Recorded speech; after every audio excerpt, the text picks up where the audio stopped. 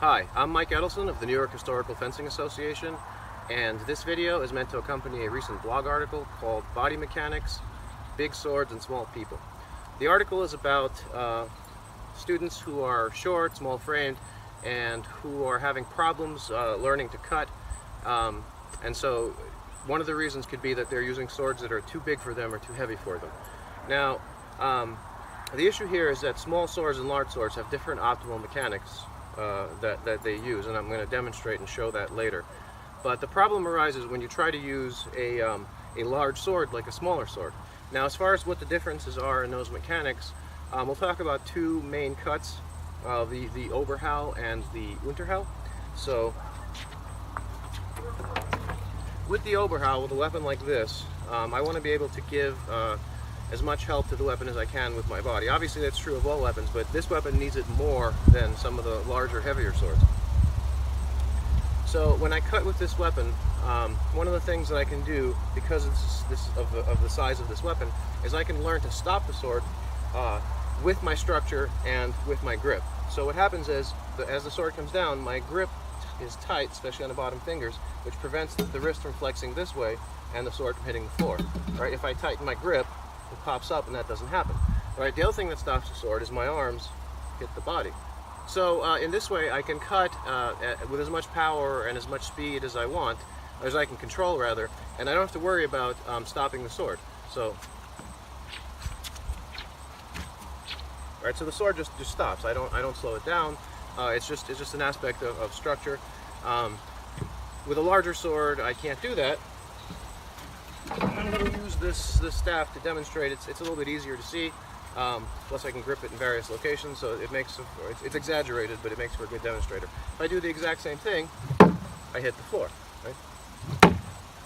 I'm not doing anything different. It's just that this is too long. It's not too heavy. This is a pretty light piece of wood, but the length is the issue. So with this, if I were using a sword of this size, I would have to compensate for my inability to stop the sword like that. And there's a variety of things I could do, but each of those things causes issues, or rather compromises optimal mechanics. Now, with a larger, heavier sword, that doesn't matter, or it doesn't matter as much. With a sword like that, it's a lot harder to get away with. So one of the things that I could do is I could pull the sword in. Right? So when I strike, rather than letting it continue, I strike and then pull it in.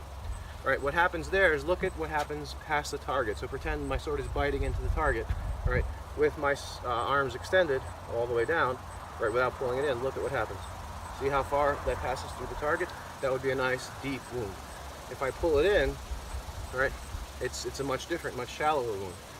And every time you attack, you're exposing yourself to danger. So you want to train to optimize your body mechanics such that the strikes that you deliver are as effective as possible. You don't want to train in a way that deliberately sabotages the efficiency of or the effectiveness of your attacks. When you cut with, this sword, pulling it in, right? That's not nearly as effective an attack as something like that, right? And in this phase of the fight, when you're feeling out your opponent, it's hard enough to deliver effective wounds that you don't want to do anything to sabotage, the potential of your attacks. With a larger sword, you can't do that because of physical limitations. So you're forced to use a different mechanic. Right, so another thing that you could do is, if you're strong enough, you can actually stop the sword sooner with your arms, and that has two detrimental effects. The first is it's really bad for your joints. So later on in life, you're going to have a lot of joint problems if you train this way. So, right? I'm not hitting the floor anymore, but if you slow-mo this, you'll see that I'm actually slowing the sword a lot sooner than I want to, and a lot sooner than I hit the target. It's actually easier to see with this prototype McBubba strength trainer, and this is obviously not too long for me, but it's quite heavy. So I'm going to try my best. It's hard, but I'm going to try my best to stop this thing. And if you can see, what I'm doing with this is I'm accelerating and then immediately slowing down. It's a lot more obvious with that than with this. And where I'm actually slowing it down is right before I hit the target, and you don't want to slow your sword before you hit your target or inside the target. Ideally, you don't want to slow your sword at all. And while stopping it the way you can a shorter sword it's not completely not slowing down your sword, but it's about as close as you can come. So it's again optimal and can only be done with the smaller swords. Another thing I can do is I can let the sword come around, right? But I can't just let the sword come around because then it would still hit the floor. So coming around is a combination of pulling it in and letting it go around. So that has the same problems of drawing the sword along the target. Yet another thing I could do is I could cut at different angles, right? So I can cut these much flatter angles, and then it's not an issue. And that's okay. If this were a lot heavier, I would have to cut even flatter than I'm doing now, maybe, right? But then you're limited to cutting at these flat angles, and you may not always want to do that. You should not, as a fencer, be limited in the angles you can cut. So really it's a combination of a lot of those things, hopefully except for this one. All right, you don't want to wreck your joints. But the other two are fine for the larger swords. They do compromise results, but again, with the larger swords, it matters less. With a sword like that, there's no need to do that, and you shouldn't do it. So if relative to your body, that sword is the size of this sword or close to it, that's a problem. Right? You're not going to be able to develop the mechanics for that size sword with this type of sword. Another problem comes with Unterhau. So if I have a very large sword, right, I can cut Unterhau like this at these angles, right? And it doesn't matter, it could be this much longer and it would still be fine, right? Because I'm cutting these flat angles, but these are more like Mittelhau, and they have a lot of the same tactical properties as Mittelhau and fewer tactical fewer of the same tactical properties as Unterhau. So to cut a steep Unterhau like this, what I want to do is I want to bring the sword close to my body and cut, right? This lets me maintain that consistent steep angle, right? Come in, below my attacker's strike rather than from across. And so I can do that with this sword, but not with that one. A sword this size, if I do that, obviously, I hit the floor, or worse, right? There's parts of me down there that I don't want to hit if I want to keep fighting. So how do I compensate? Well, there's a bunch of ways, right? The first is, rather than bringing it here, I can bring it here, right? Like I'm cutting, well, the first is really these flat Unterhau, but the first way to compensate for a steep Unterhau is this. So I bring it here, and then I try to straighten it, right, as I come up. And what that happens is I scoop it. What that results in, rather, is a scoop, right? If I train for a very long time and I'm very good, then I can go from here and then make a nice steeper Unterhau without scooping. But a new student really is not going to be able to do that, and he or she should not have to do that. Because they shouldn't be using a sword this size to learn how to use a sword that size. Another thing I could do, scooping is obviously bad, because if you change direction inside a target, it's kind of like, if you take an oar and cut through the water. As long as the oar is straight and the knife edges to the water, it'll pass through effortlessly. But if you try to change direction, you're going to experience massive resistance.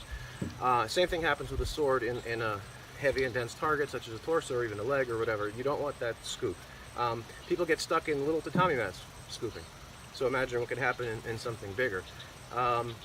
Another thing you can do is you can drag the tip. So I don't want to hit the floor, right? But I want that steep cut and I don't want to scoop. So I drag the tip, right? I let the tip trail. So instead of hitting the target like that, right, I'll hit the target like this and pull it along, which is actually the same as, the pulling in from above, and you don't want to do that for the reasons already stated. The most common compensation that people do is they have their hands high, right? So when my hands are high, I can cut any angle Unterhau, and it's not a problem. But the issue here is that I'm taking my axis of rotation and moving it away from my core body and into the hilt. Axis of rotation is the point around which the sword rotates. So if I cut with a push-pull motion like this, right, the axis of rotation is here. Okay. As opposed to here if I cut normally. And with a larger sword, again, that's fine because you've got a lot of momentum in the blade. You don't have that with this. So with this, you don't want to cut like that, right? If you can help it, unless there's a tactical reason for it, you want to cut like that, right? So that you have as much structure and velocity as you can manage. Alright, so assuming that your goal is to teach the optimal mechanics for a sword that is this size, again, this size relative to me, you have to make sure that the swords that your students are using are more or less this size relative to them. Now, there's no, there's no exact guideline for what's the right size. Some non-KDF sources talk about armpit length, and that's fine. You have to make some adjustments for that. You do get some benefits with a longer sword. KDF doesn't really, any early KDF sources don't mention sword length, probably because it's not very important. But the typical surviving medieval longsword is more or less this size, again, relative to me. So in your own students, if your goal is again to teach swords of this size, make sure that their swords aren't too big. Look out for the signs that I mentioned earlier, such as someone cutting, when they're practicing, cutting like this. Right? If you see that, you might make corrections, such as you're not centered, or your grip is wrong, or blah blah blah. But if they're doing everything right, and their sword is just too big, you have to learn to recognize that, because if you just keep issuing these corrections, they're just going to get frustrated, and they're going to stop listening to you, and they're just going to do whatever they need to do not to hit the floor, because not only is that unpleasant, but it's embarrassing if they're doing it in front of other people. Same thing with Unterhau. Look for some of the signs I mentioned, right? Look for people whose Unterhau is scoop, right? Look for people who start their Unterhau out here, or who drag their tip, right? Because they don't want to hit the floor. So, again, learn to identify when that's an issue of technique, or when the issue of technique is caused by the person's height relative to the size of their sword.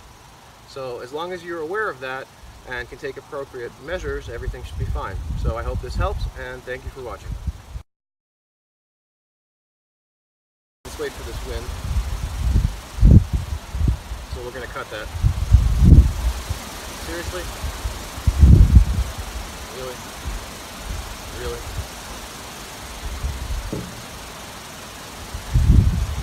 Really? For fuck's sake. For fuck's sake.